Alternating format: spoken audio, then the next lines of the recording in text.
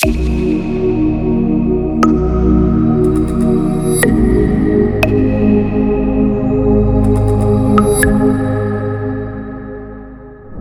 is up, everyone? Super excited today. I have Cory. She is a dynamic force in the realm of personal development and spiritual growth. She's a IPEC-trained professional coach and co-founder, and we're going to get into this, of The Light Touch. She dedicates her expertise to hosting transformative mentorships and retreats, and she's leading impactful workshops like Breakthrough Bootcamp. We're going to go through that. She co-hosts the Mirror Talks podcast, which I had heard of her through that. I encourage everybody to look that up and subscribe to that. And she thrives on challenging individuals to embrace lives of truth, self-realization, and service. Cory, thanks for being on Higher Density Living. Thank you so much. I'm happy to be here.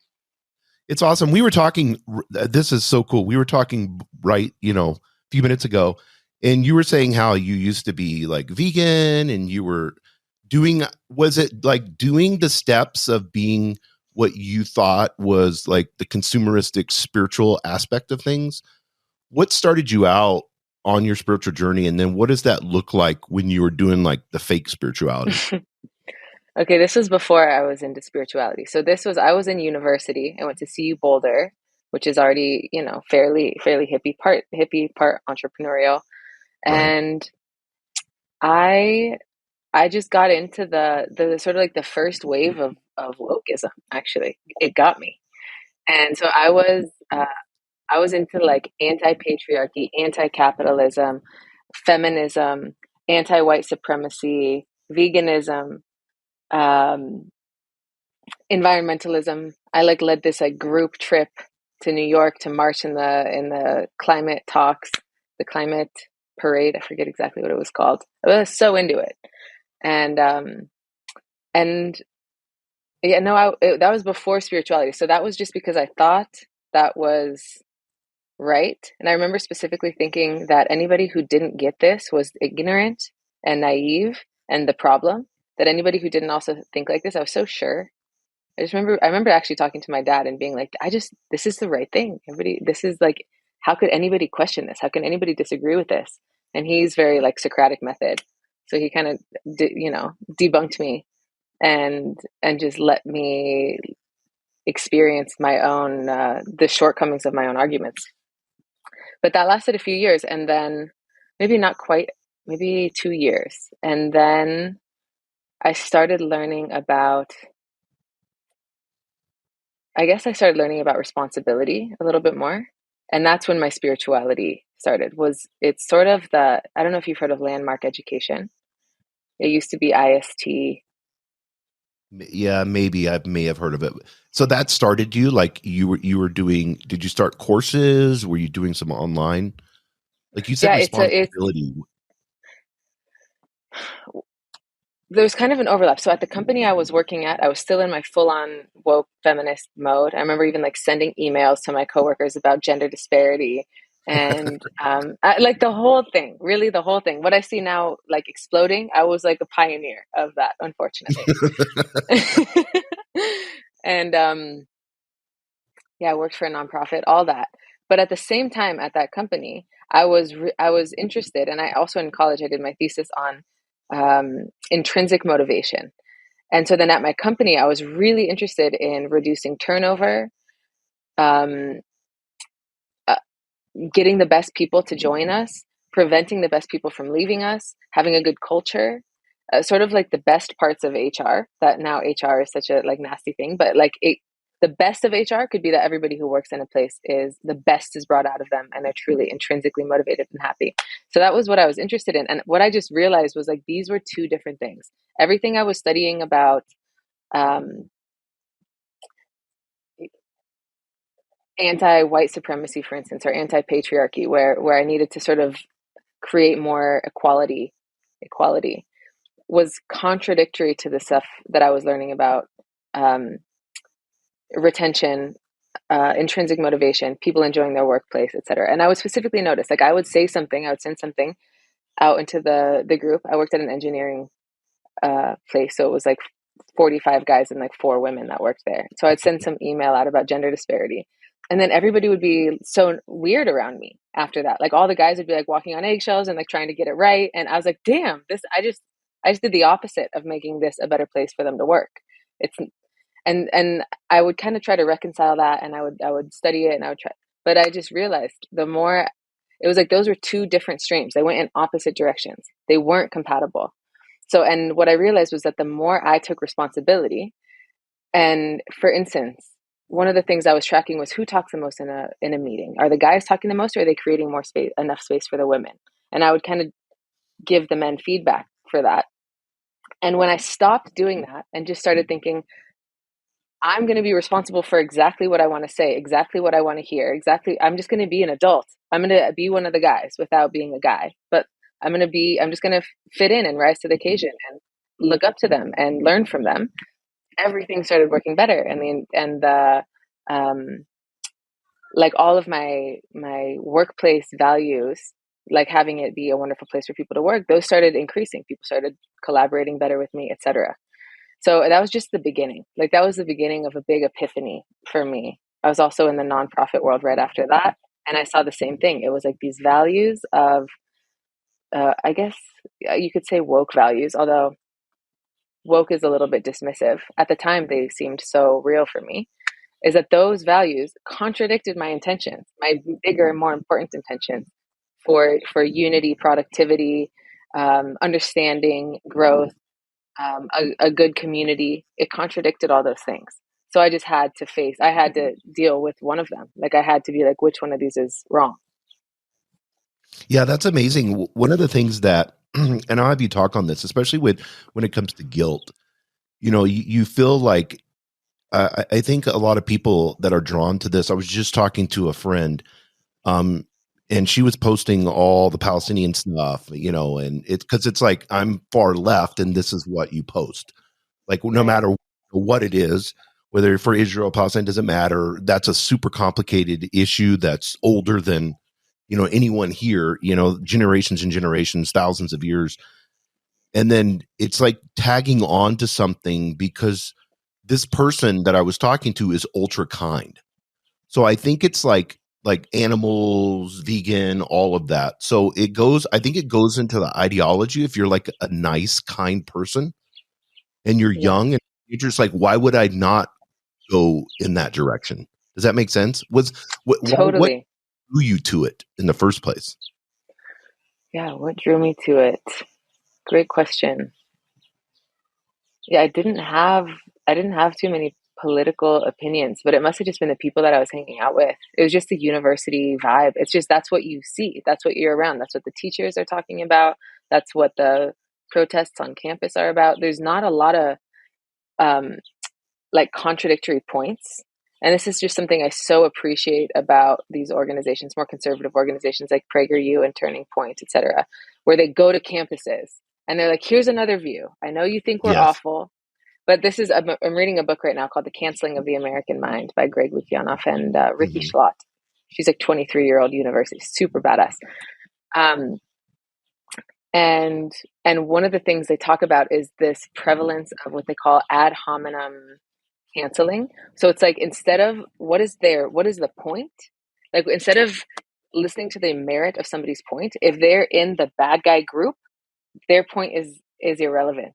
They're not even going to Mm. entertain hearing it. So, and that I think is just, it's almost like one of the pillars of, I don't know, like woke ideology, I guess. So so I want to kind of get back into this because I think this is really, really good. When you first, what was the realization of, was it being around the guys and there's 45 guys and these guys are having to tiptoe around you, so you're like, this is weird, like the minute that you began to see, like, I'm talking about oppression but then I'm oppressing, Right.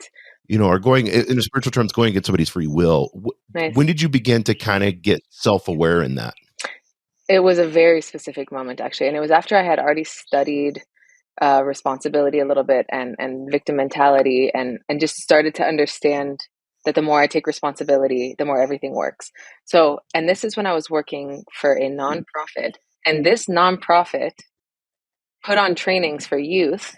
So people younger than me, high school kids, we put on trainings. We organized like amazing trainings in New York and around the world for international youth to become activists, basically, to become even more powerful, equipped activists, anti-patriarchy, anti-white supremacy, anti-capitalism activists. And so I remember being in one of these trainings that I had organized, and I was like diehard. And I remember these kids coming the first day, super diverse group of kids, like every race, all over different ages. And they came and we did some exercises the first day. I thought some were a little like suspect. Like one was everybody had to go into the middle of the circle and say, like, air their grievances from the first day already. Like, had there been any microaggressions?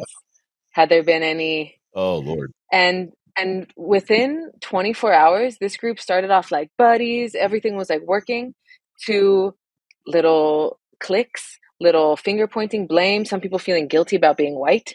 Some people feeling guilty about being from the UK. I remember one girl was guilty. She just felt guilty that she was from the UK, which is a colonizer nation or whatever.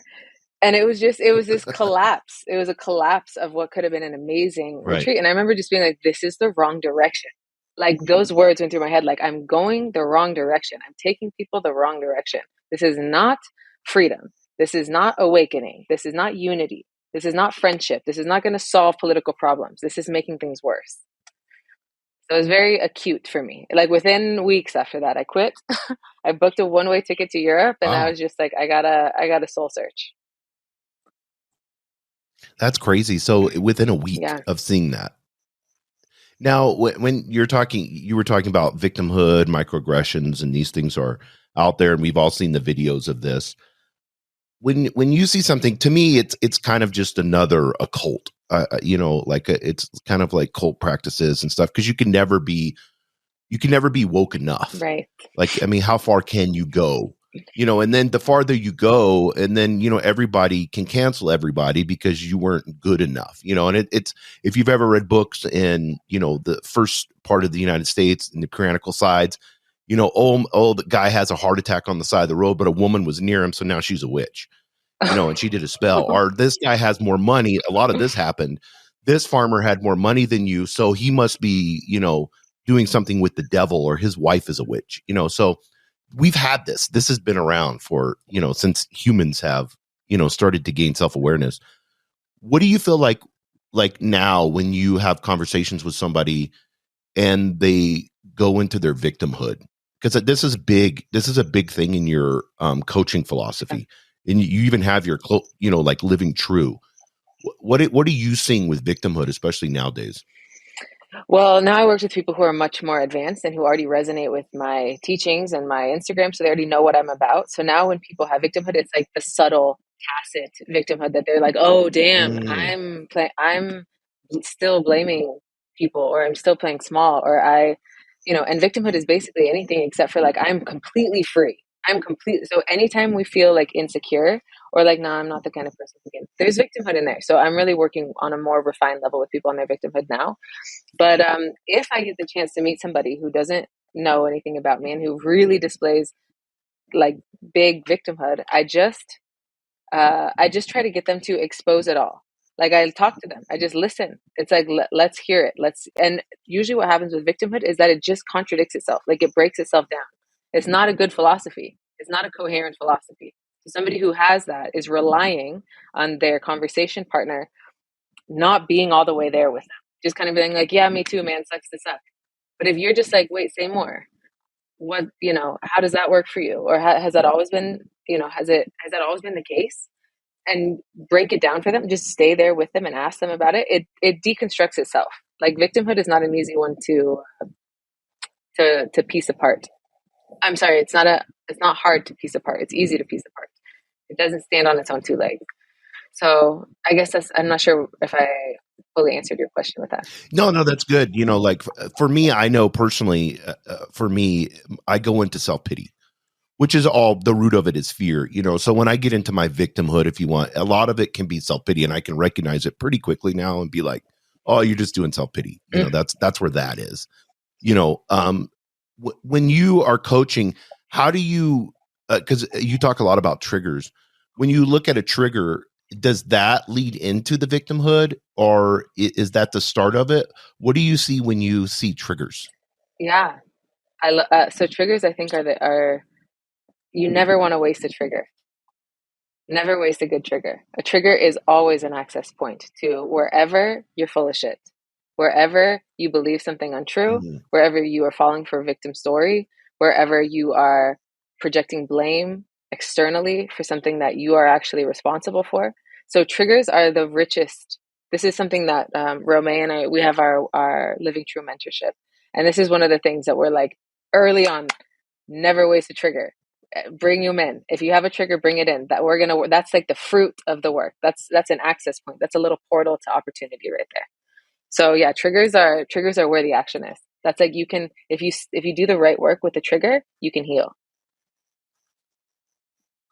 Do you feel like it's alchemy in the sense of like spiritual alchemy, like you're taking something that's lead and turning it into Yeah, gold? Like, that's a great I word. know like Carl Jung talks about the shadow work and stuff, but is this what you're talking about with triggers? Is, oh, here's a trigger, now let's talk about it and dig deep into it?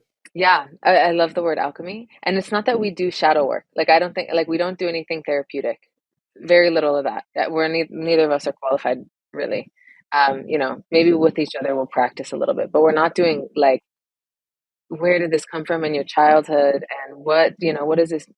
We're not having people walk back through the most traumatic moments of their lives or anything like that. It's just, what are you believing?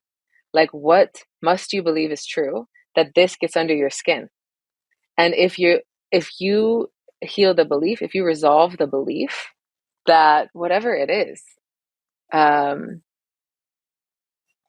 that that I'm not awesome, or whatever it is, I'm not worthy, that people don't like me.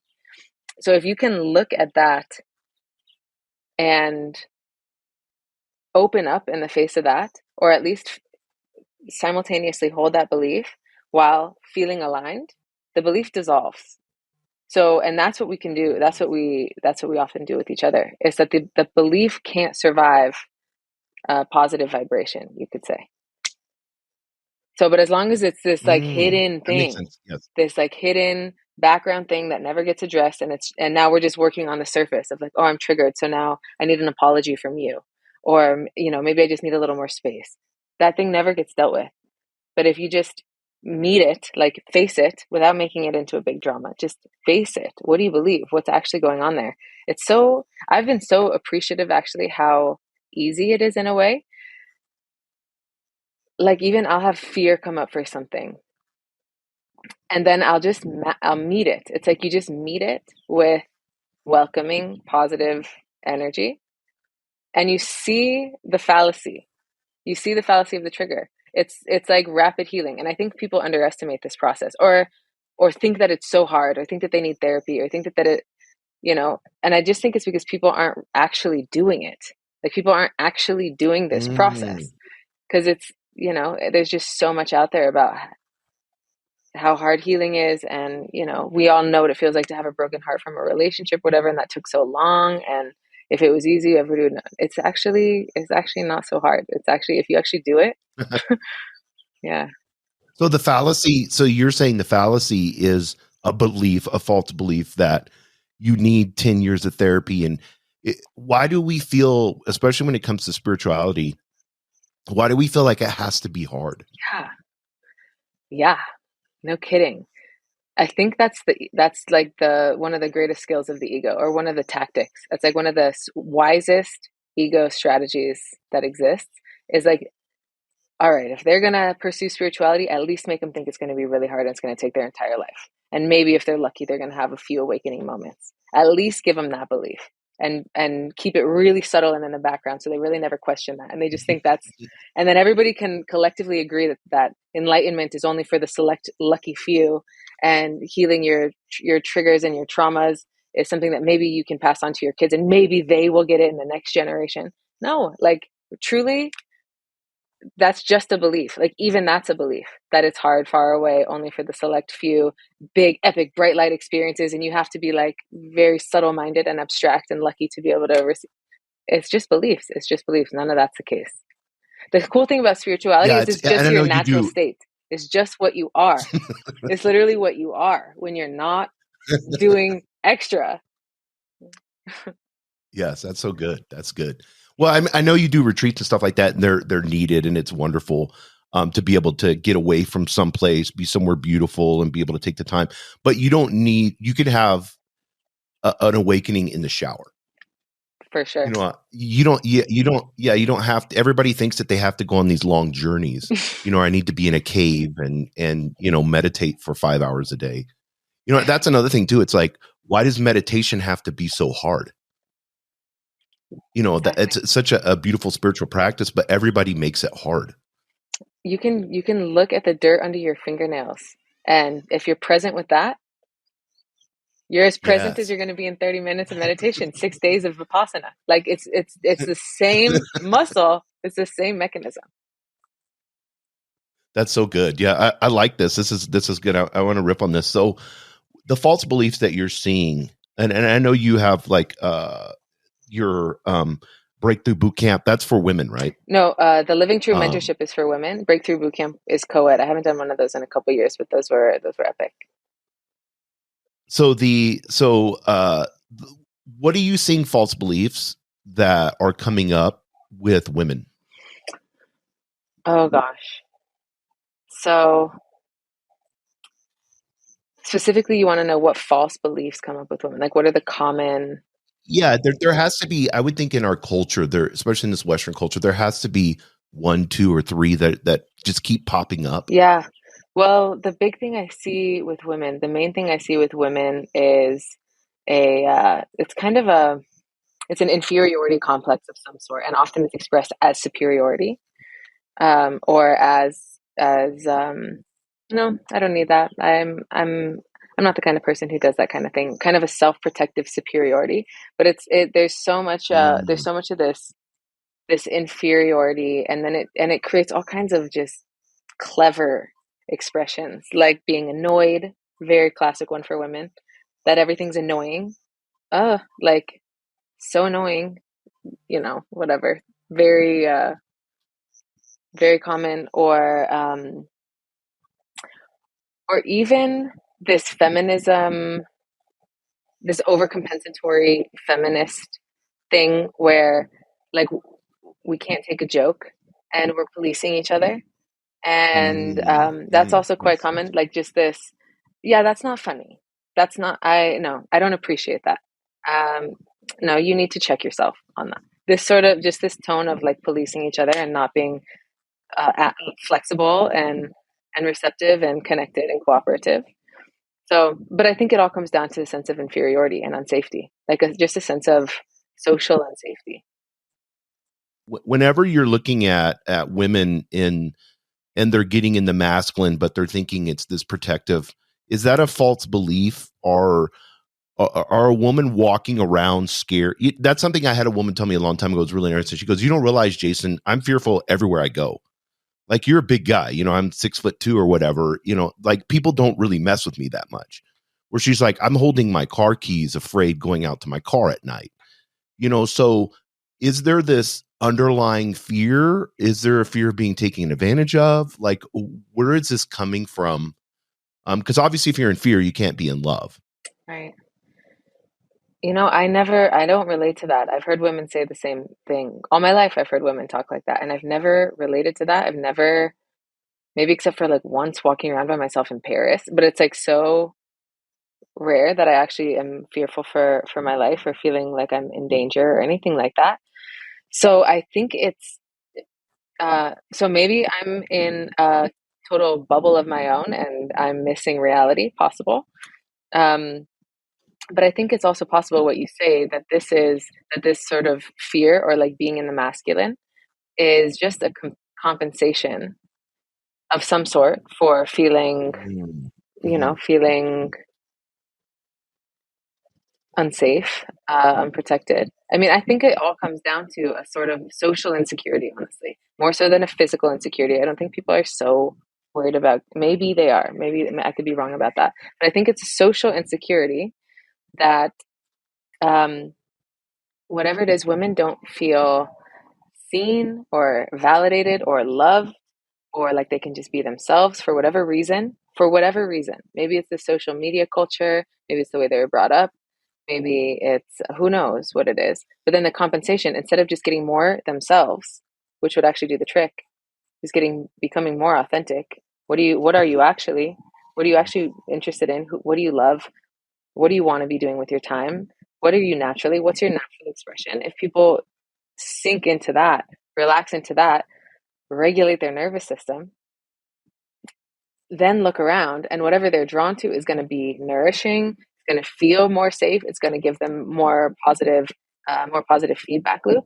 But as long as they're sort of in this like tense compensation loop, it's just a downward spiral. Like there's nothing, it's just it's out of alignment. It's not living true. It's not themselves. They're trying to be something that they're not. They're trying to get something. They're trying to consume something from the world to make up for something that they're not dealing with internally. So it's just, women have their own flavor of it, but everybody does this in some way or another. Everybody's trying to get something, to feel better, to look good, to, position themselves. How do you, so whenever you're looking at an individual and you're going and you're coaching them, I know you go into love and service. If you're caught up in fear, you're caught up in feminism, the wrong type of feminism, what does that look like? Like, how do you have to deconstruct that part? Because I think a lot of women will sacrifice themselves to be of service. Oh yeah. Oh, that's a huge one. We talk about that. Like being an obliger. This is very classic. That's cool. And cool. it comes along with it's, so basically the people who have that compulsion to be sort of people pleasing and obliging and self-sacrificial in order to appease others, it comes with this immediate, like the other side of that coin is contempt and being resentful and fingers pointed outward. It just comes with like a, that's just what it comes with Right. is a big fuck you. Because again, it's not self-honoring. So, but the more you are yourself, as I was saying, I again forget the beginning of your question, but the more you are your natural self, the more you overflow with generosity and love and service. That's not something to fake. That's one of the things we talk about in the mentorship is don't do generosity. Be grateful, fill your cup, be in alignment, be yourself. And then generosity is the inevitable byproduct of that. Yeah. And that there's no strings to that, where, a lot of service so true. in the ego is done conditionally. Like I'm expecting a results through my sacrifice. So why is my child acting this way when I've done this, this, and this? And it could be for masculine or true. Feminine side of things, but it's like what part of me is expecting, why am I judging? And then what part of me is expecting an outcome, any type of outcome, and then why am I feeling disappointed because I didn't receive something that I created in my head that's not even that true, authentic, expression of that person. Right. Yeah. This is it's like I'm creating these. It's the creation versus consumption topic, which again, we address often in our mentorship. But so often generosity or acts of service is actually a consumption. It's like here, you're like giving it, but you're actually just like, so, and I remember specifically this, my like nanny, I kind of had like a babysitter nanny for a little while when I was growing up. And when she would do my laundry or like help me with my chores before I was awake, I was always like, stop, like, no, no, no, no, no. Like I would get in there and make sure I did it before she did, because I could feel she was doing it to get like an IOU out of me or even validation out of me. It was like to get some sort of something for herself. It wasn't just because she felt like it or she was helping out, or it was not pure generosity. And I compare that to my parents. Whenever they would do something for me, I was just like, oh, thank you. That just makes me want to do something in return for you. It makes me want to be a generative part of this household. Yeah. So, and consumption. So that's consumption, is when consumption can look like anything. It can look like, sending somebody $10,000 can be in order to get their love or their validation. Whereas creation, the opposite of consumption, it's what I was talking about. It's the natural, automatic, inevitable byproduct of being in alignment. And then what you're up to is like, this is the most aligned thing. This is living truth. This is the most inspiring move. Here, have this. No. Like, it's just being a sourceful beacon of alignment. And then whatever you do, whether it's generosity or not, feels like generosity. It occurs to people like leadership. Do you feel like whenever you're talking to women and they're responding saying, I have maybe a bad relationship with my husband, my boyfriend, because as a man, if there's an expectation put on something, then I'm going to judge that in a logical way and see if I can live up to this expectation. So and I've had relationships in the past where it's been this, where it's like, oh, you have expectations and I'm not this person. Like, now I'm stuck with you. We're in a marriage, but the person that you're wanting, that you've built me to be, I'm really not that person. So I feel like you're not going to respect me because I'm not who you feel like I should be for you to make you happy. Does that make sense? How does that happen in relationship? Well, I think you nailed it. It's like you create a version of somebody in your head when you're dating them, because, and that, again, we can come back to the creation versus consumption. When we create a version of somebody in our head and relate to them as we hope they are, instead of as they actually are, relating to things as they are is creation. Relating to them as we wish they would be, as would gratify us, that's consumption. So when we're doing that, and it's so easy in the beginning when you're dating somebody and you're just like hard eyes and everybody's obsessed with everybody, and all you see is hormones basically and the best of them and their potential. It's so easy to have somebody on a pedestal, then to get into some sort of committed relationship, and you're relating to their potential, their potential in your eyes, not necessarily their potential for themselves. But you sort of have like, this is what I think, this is what I would like them to be. I've been in this relationship dynamic a handful of times. I think everyone has. And then you just realize at some point, like, okay, that's not your goal for you. I've very often also been on the receiving end of this, where ex-boyfriends have called me stubborn because I didn't align with the version of me that they want. And instead of sort of following their advice and becoming the version that they wanted, I stayed true. I couldn't help that. I just stayed consistent with what I knew to be true. And then, very often I've been called stubborn or too independent, and I've had to look at that, because I also think there are problems with women that are so independent that they can't surrender. I think that's a recipe for depression. If you can't surrender, if you can't follow, if you're a woman that can't follow, if you're a woman that can't trust, that's problematic. So and I have my own sort of orientation that I don't want to be that. I know for sure I want to surrender and align and cooperate.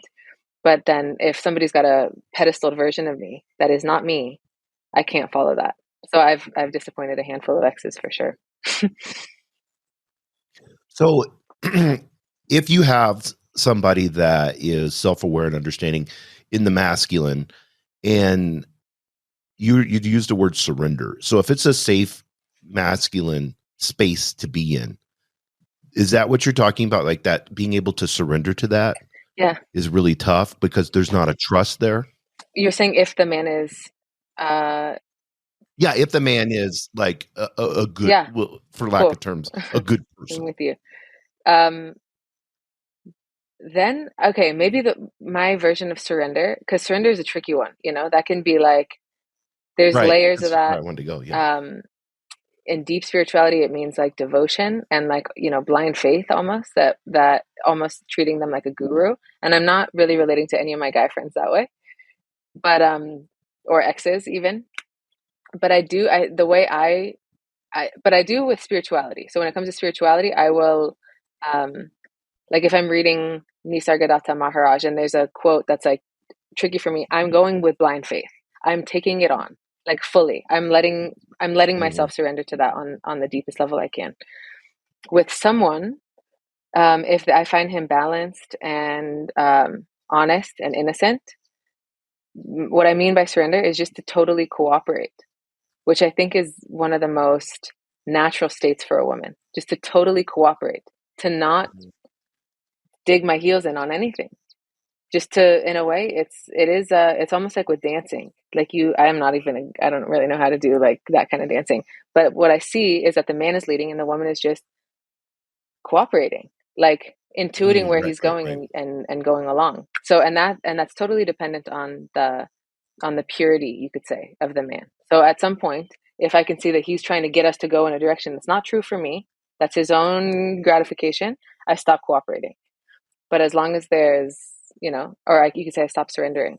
But as long as the innocence and purity is there, that's my preferred state in relationship.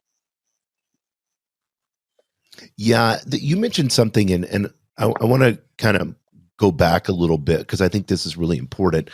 Being authentic, and that doesn't happen. I mean, we even have words like getting catfish, because people were using filters and being, right.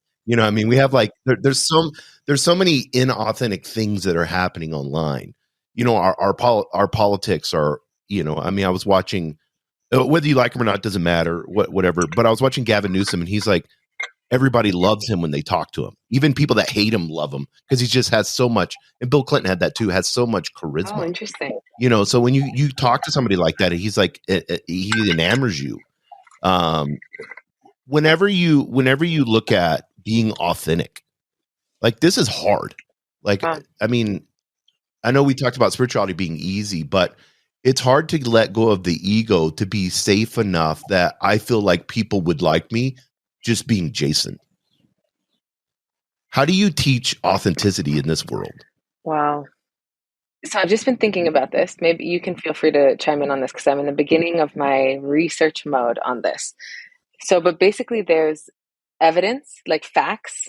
There's provable, sky is blue, 2 + 2 is 4 kind of, there's facts. That's more true than 2 + 2 is 3. So there's that spectrum. There's also the spectrum of the emotional guidance system, which I don't know if you know, Abraham Hicks talks about that, Bentinho Massaro talks about that, which is basically that the better you feel, the more aligned your view is with reality. The more you are seeing as God sees.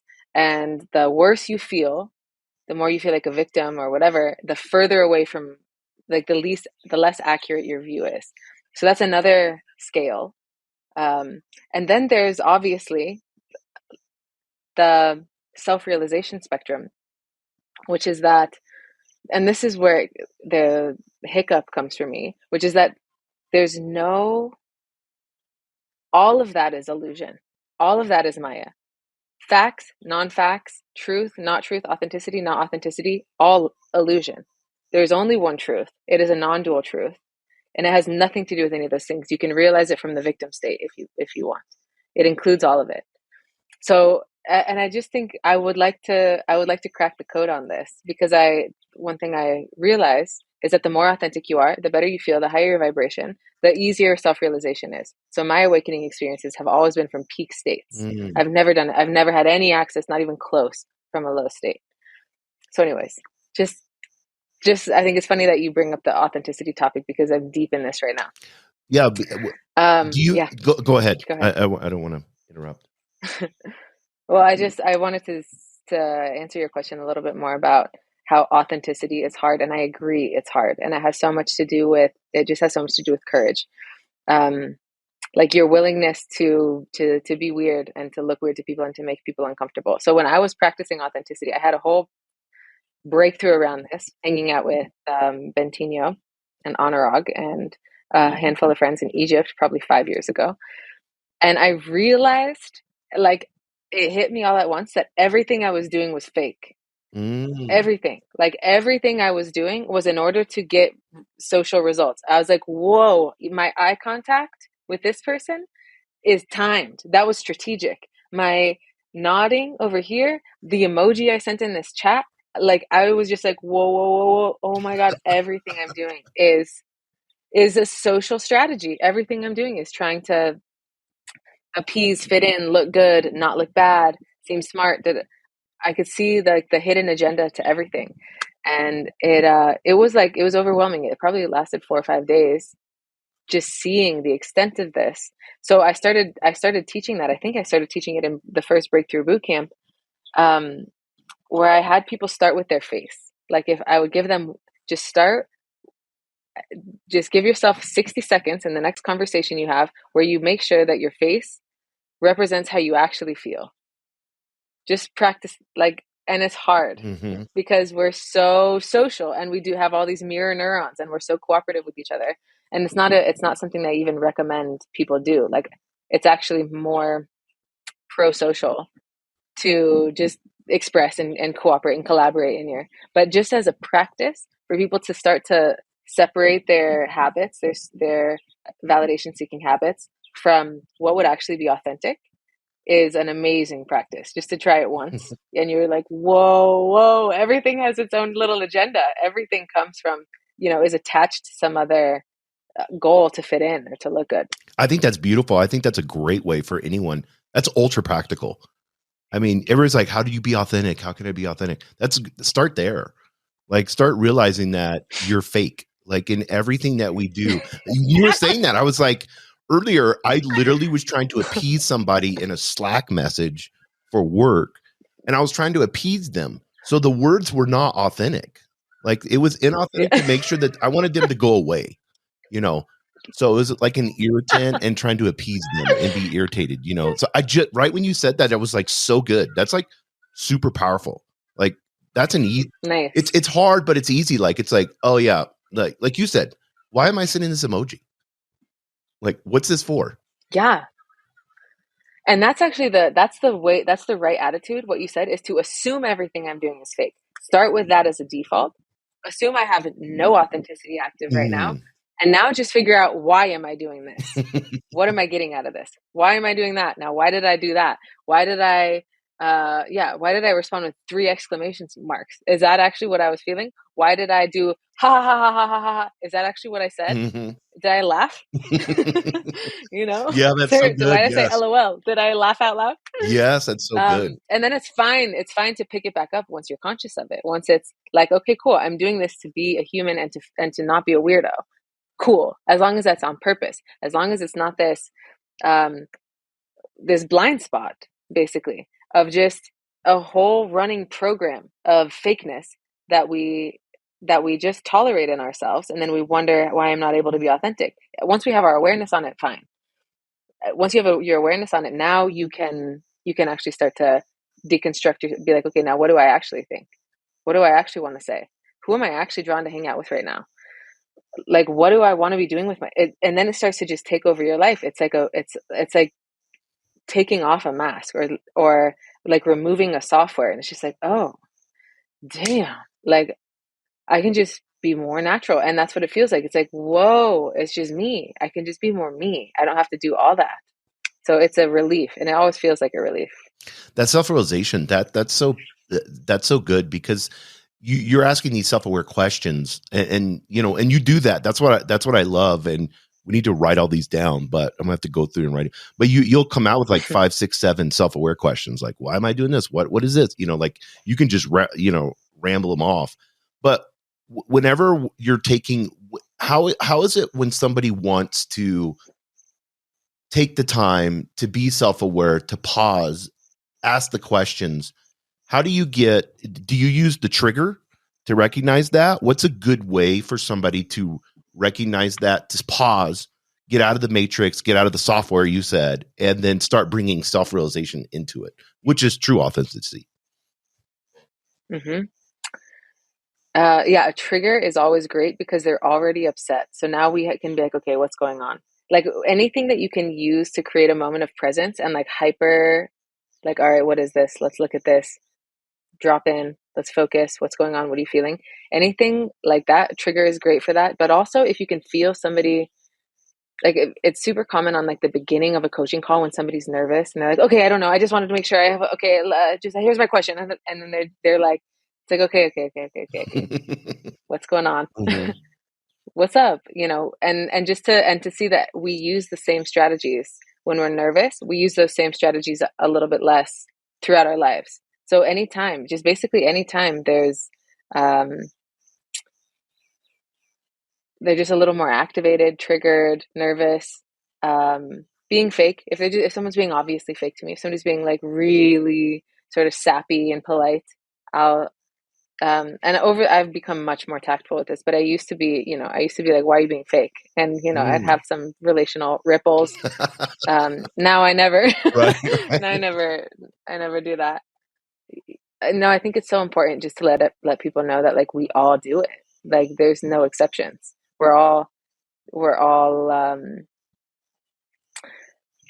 holding something up. Like none of us, I mean, until you're fully self-realized, like permanently self-realized, there's still some blind spot. Like there's still some duality, some unsafety, some sense that I'm over here and you're over there, and I need to make sure that I'm doing okay.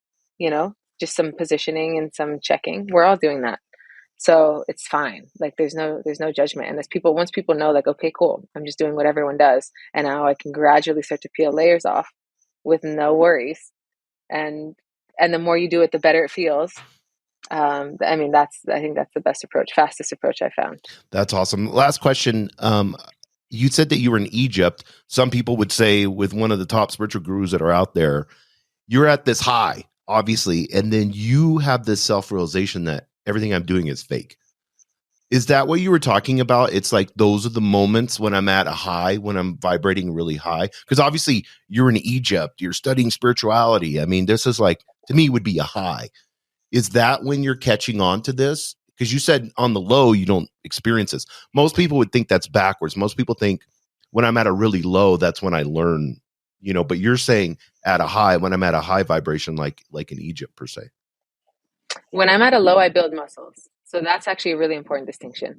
Like when I'm at a low, I'm working my ass off. I'm reading, I'm studying, I'm trying, I'm asking questions. I'm like suffering. So I'm looking to get out of the suffering. I think that's the case for everybody. And it's true then what you say, that you learn the most when you're low. Because that sucks. Like you're going through molasses. Like it just takes so much more energy. Yes. But when you're at a high, it's when the veil is the thinnest, It's like you're right there. If you want to go esoteric, you're like vibrating close to the you could say your higher self's vibration or God's vibration.